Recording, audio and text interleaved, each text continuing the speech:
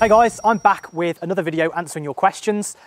Keep the questions coming on the socials and the blogs because that basically gives me the topics to help make these videos and give you guys the extra information you want. The topic of today's video, the question that we're going to be looking at, is how does the Treasury Department auctioning high yield notes affect currencies or the FX market in general? And basically the answer to that question is it all depends on the demand and where the demand is coming from. So high yield notes, obviously bonds, government bonds.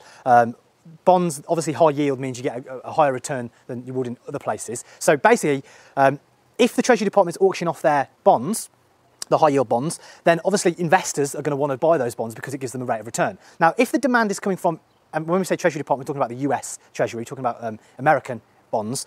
If the demand for that is coming from outside of America, so like foreign investors, so think like China, Japan, Europe, anyone outside of America basically, those entities, those institutions are going to have to then buy US dollars to buy those high yielding treasuries. So obviously that's going to have an impact on the US dollar in that scenario because it's going to force the value of the US dollar up, okay? Now the impact on the FX market on a day-to-day basis is quite limited. It's very difficult to determine when this is happening and in what quantity. So in terms of trying to trade that, it's fairly tricky, but that's the general effect it has when the Treasury Department is doing these auctions.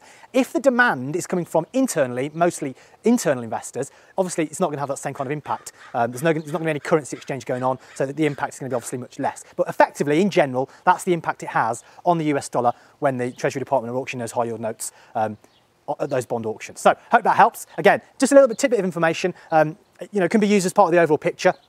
It's not something I make a specific trading strategy around, but knowing that information can be useful sometimes. So if you see that kind of stuff coming through the news wires, that's basically the effect you can expect. So